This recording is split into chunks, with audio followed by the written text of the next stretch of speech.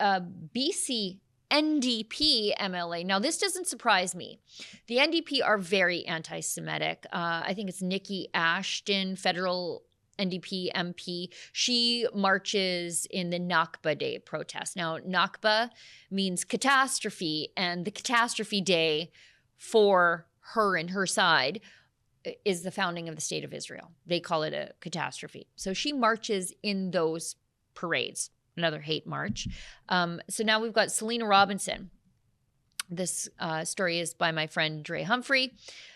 Selina Robinson, NDP MLA in BC, resigned and absolutely scorched the party on the way out the door because of the anti-Semitic hypocrisy in the BC NDP's inclusivity mandate. She said that she has been subject to extreme anti-Semitism, not just now, but also before. But she says at least before they apologized, but now they're just no longer apologizing. It's just something that they can do just because.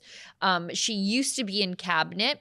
She was the post-secondary education minister, and pro-Palestinian groups pressured her after she said basically modern Israel was founded on a crappy piece of land and it was turned into this life in the desert, this blooming, thriving place in the desert where, you know, people defend their land, live, grow. And anyways, people found that, I don't know, somehow racist. And so her party turned against her. She was basically removed from cabinet. She was forced to apologize in a NDP struggle session, as it were. And she penned a letter, published the letter, and let's read a little bit of it if I might be able to get close to my screen. I don't have my glasses on, so you guys are all going to watch me struggle. She says, shortly after, no, let's go back. First one, my colleagues. This is directly to her colleagues. You broke my heart, not just on February 5th when the premier told me that after the caucus talked about me, he did not see a way back. The folks were wondering why I hadn't already resigned and that the only path forward was resignation. Resigning was not my choice, but I told the premier that if this is what he wanted and what caucus wanted, I wouldn't fight him on it. But let's be clear. Others asked about my resignation, so I gave it. You actually broke my heart in the days after October 7th, the day terrorists went into Israel and brutally murdered, slaughtered, raped, mutilated, killed, and kidnapped 120 civilians. The terrorists didn't target the military. They targeted children, concert goers, grandmothers, peace activists, and a young British Columbian named Ben Mizrahi. The Jewish community was in shock. We are about 40,000 here in British Columbia, and we were reeling. She goes on to say, within days after the massacre,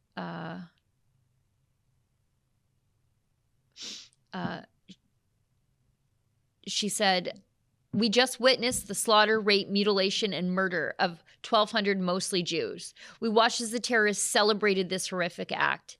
Ben Mizrahi hadn't been murdered yet. The IDF hadn't yet taken any action. The world was stunned, and two of my colleagues wanted to move quickly past what had happened and refocus government on a geopolitical conflict that has been going on for years.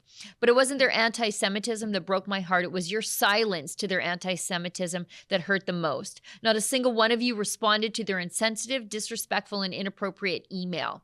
Your silence broke my heart that day. You abandoned me and my community that day. What she said was she sent a group email and put out the call for NDP MLAs to join her in denouncing what happened in Israel on October 7th when marauding terrorists came largely from Gaza and murdered 120 civilians, largely civilians, and then kidnapped 240 others, mostly women and children. And basically she said, I had hoped you'd stand in solidarity with me, but it was worse because they basically all but sided with Hamas. And so she's resigned, and we've got a video of her responding after her resignation. And let's all remember, this is a Jewish woman in the NDP. So she's a left-wing Jew. And even that is not enough for these pro-Hamas interlopers of the left. Given the fact that there's a double standard that exists within the Democrat caucus around if someone makes comments that are hurtful to a particular group, that there isn't a balance of response. There have been numerous colleagues of mine, intentionally or unintentionally, who have said anti-Semitic things. The Jewish community heard apologies from them, that they were accepted, and things carried on. That hasn't been the case, certainly in my case, and that certainly has been very hurtful, and the Jewish community is pretty outraged by it. How much reflection, Selina, did this take? Well, it's been a month of I would say crying every day, not for me, but for the voice that I brought to caucus, the voice that I brought to the cabinet table, the work that I did for two premiers who asked me specifically to engage with the Jewish community, to help the Jewish community see New Democrats as a party that they could count on. But that hasn't been the case for the last 5 months. And that's been really hard. I've been the lone voice addressing the fear that students are feeling on campus, the fact that a Jewish physician has cited a workplace that is unsafe and he's had to quit, and 288 Jewish physicians are not interested in training UBC medical students. The fact that I have heard from people working in the public service that they feel uncomfortable because people in the public service have included a Palestinian flag in their signatures. All of this has made Jewish people feel unsafe, and I have shared all of this with the Premier's office over the last 5 months. And I continue to be the only one who is saying we have to do something differently. It is not going away. People shouldn't be afraid here in British Columbia. What's the essence of why you made this decision?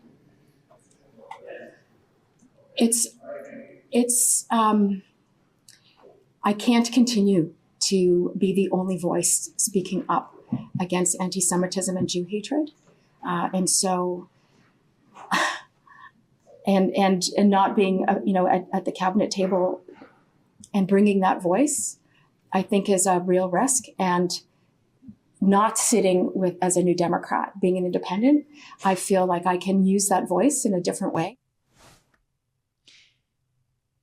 Do you see what they did there to her? They basically used her to round up votes from the Jewish community and then told her to shut up when she advocated for the Jewish community. And so now she's basically, out of principle, burning down her own political career. She's going to sit as an independent, and then she said the next time around she's not going to run. So good for her. There are still some principled New Democrats out there